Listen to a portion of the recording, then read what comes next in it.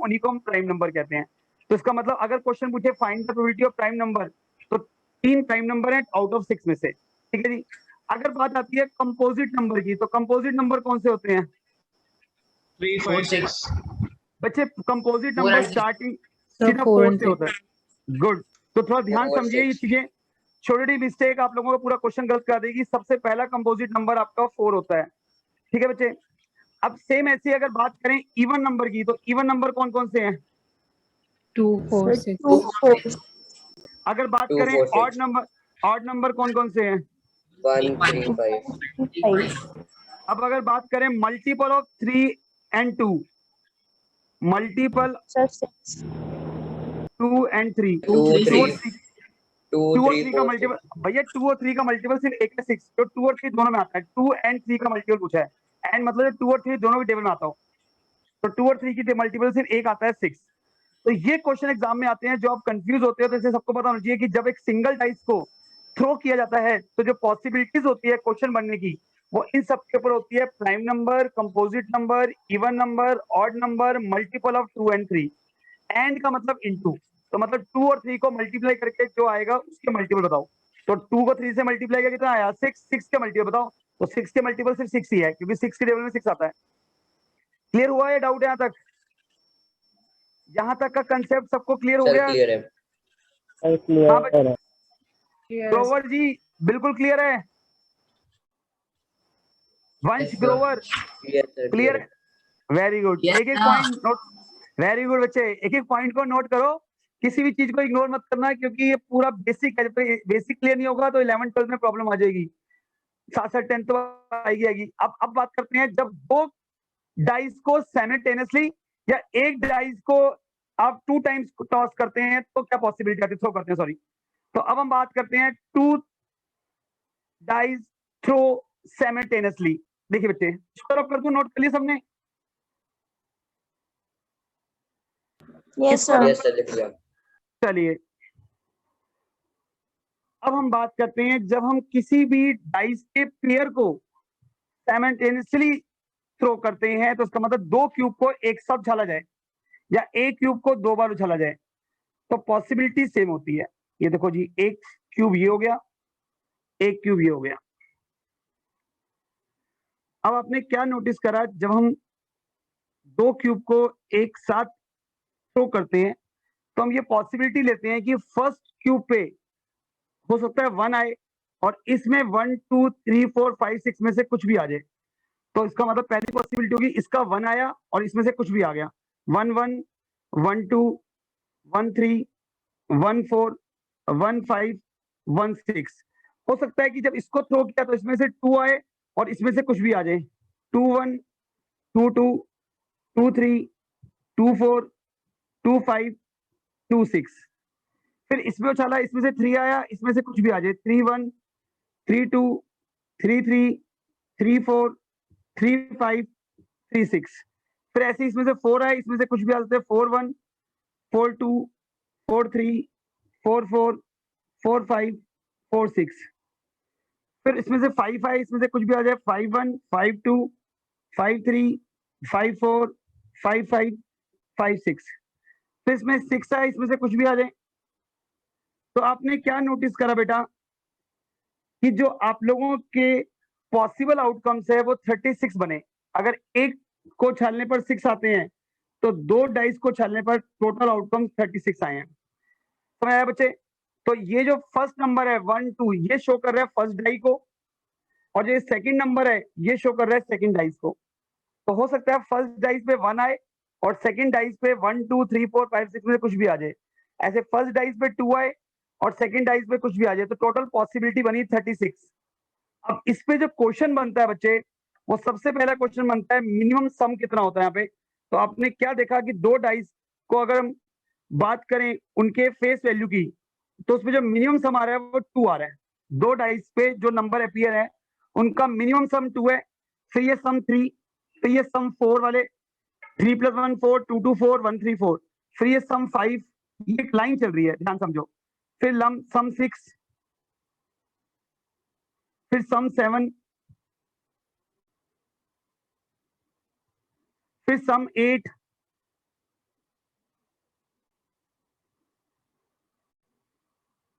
फिर सम 9,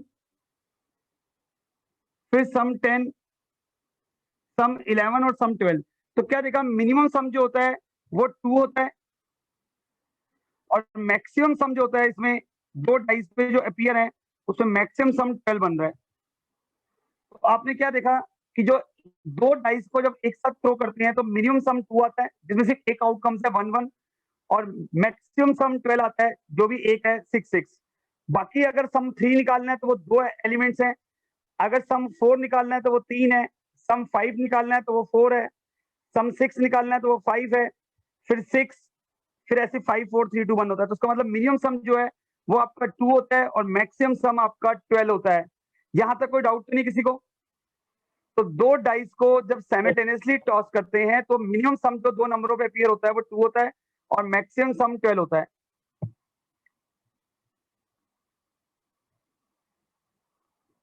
क्लियर है बच्चे?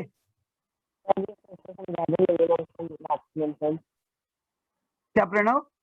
मैंने यही बताया है कि जब हम दो डाइस को साइमल्टेनियसली टॉस करते हैं तो हमारा जो दो नंबरों का अपीयर का सम होता है वो मिनिमम 2 होता है, मैक्सिमम 12 होता है। ये पूरी लाइन बनती है, 2 वाले सम की लाइन, ये 3 वाले सम की लाइन, ये 4 वाले सम की लाइन। तो ये आप लोगों ने देखना है, जब दो डाइस को आप थ्रो करते हो तो मिनिमम सम जो दो डाइस पे अपीयर होता है वो 2 होता है और मैक्सिमम 12 होता है। समझ आया नहीं? Okay sir. आगे कंटिन्यू यस करें। सर, आ गया समझ। इसके अलावा इसमें क्वेश्चन बनता है जिसमें कहते हैं कि दोनों टाइप पे सेम रिजल्ट आए, उसको कहते हैं डबलेट्स। तो जब बात डबलेट्स की हो इसका मतलब दोनों dice show the same result. Sir मतलब 1 1 2 2 3 हाँ, 3 4 तो 4 ऐसे। डबलेट्स का मतलब ये लाइन जिसमें दोनों डाइस पे सेम रिजल्ट आ रहा है। तो उसका मतलब जब हम दो डाइस को थ्रो करें तो कितनी पॉसिबिलिटी है कि दोनों डाइस पे सेम रिजल्ट आए? तो ऐसी 6 पॉसिबिलिटीज है कि दोनों डाइस पे सेम रिजल्ट आए। That is called 6। 1 1 की पॉसिबिलिटी, 2 2, 3 3, 4 4, 5 5, 6 6। तो आपने क्या देखा, ज्यादातर जो क्वेश्चन बनते हैं आपके दो डाइस के ऊपर वो या तो सम के ऊपर बनते हैं कि प्रोबेबिलिटी निकालो सम दोनों डाइस के फेस के ऊपर 5 आए, तो ऐसे केस में ये 4 पॉसिबिलिटी लोगे। सम 2 आए तो एक 1 पॉसिबिलिटी लोगे। तो मतलब सम के ऊपर क्वेश्चन बनता है या डबलेट्स के ऊपर क्वेश्चन बनता है।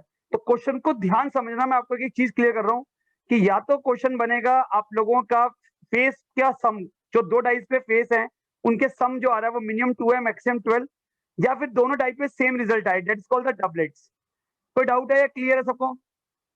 जल्दी बताइए। अनन्या, ज्वेल, क्लियर है, डाउट है?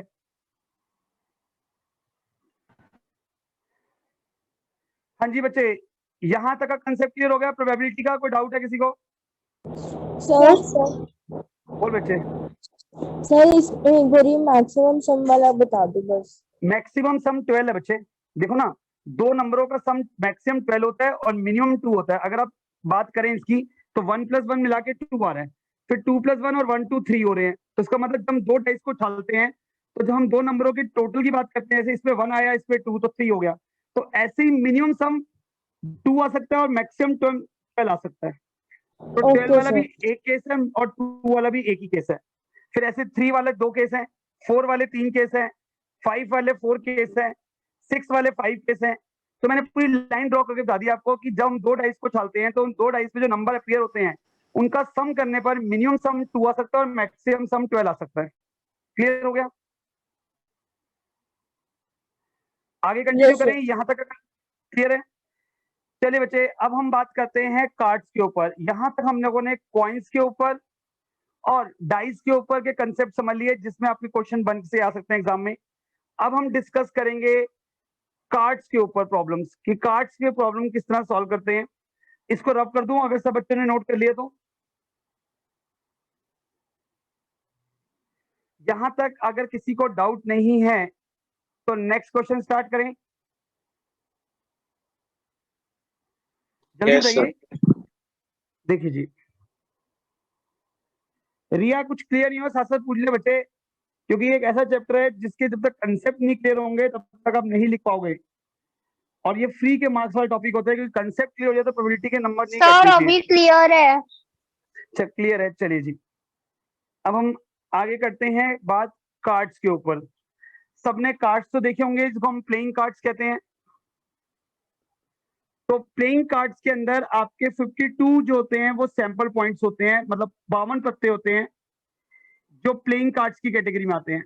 कुछ एक्स्ट्रा कार्ड्स भी होते हैं जोकर, बट हम लोग जिसको प्लेइंग कार्ड्स कहते हैं वो 52 होते हैं। अब इनको हम सैंपल पॉइंट्स भी कह सकते हैं और इनको हम आउटकम्स भी कह सकते हैं। तो सबसे पहले कार्ड्स के अंदर जो बात होती है वो होती है सूट की। सूट का मतलब ताश में शेप क्या होती है। तो कार्ड्स के अंदर 4 तरह की शेप होती है। फर्स्ट होता है डायमंड की शेप। समझ आ गया बच्चे, कोई डाउट तो नहीं है। दूसरी होती है हार्ट की शेप। तीसरी होती है आप लोगों की पेड़ की शेप। और फोर्थ होती है क्लब की शेप।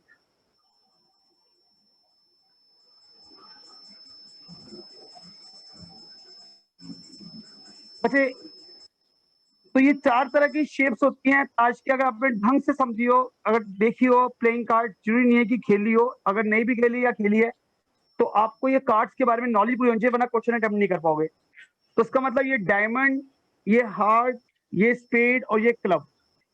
अब बच्चे इसमें 2 कलर होते हैं, ये होता है रेड कलर का, ये भी होता है रेड कलर का, ये होता है ब्लैक कलर का, ये होता है ब्लैक कलर का। तो आपने क्या नोटिस करा, पूरी ताश के अंदर प्लेइंग कार्ड्स में 2 कलर के यूज किए जाते हैं, एक रेड और एक ब्लैक।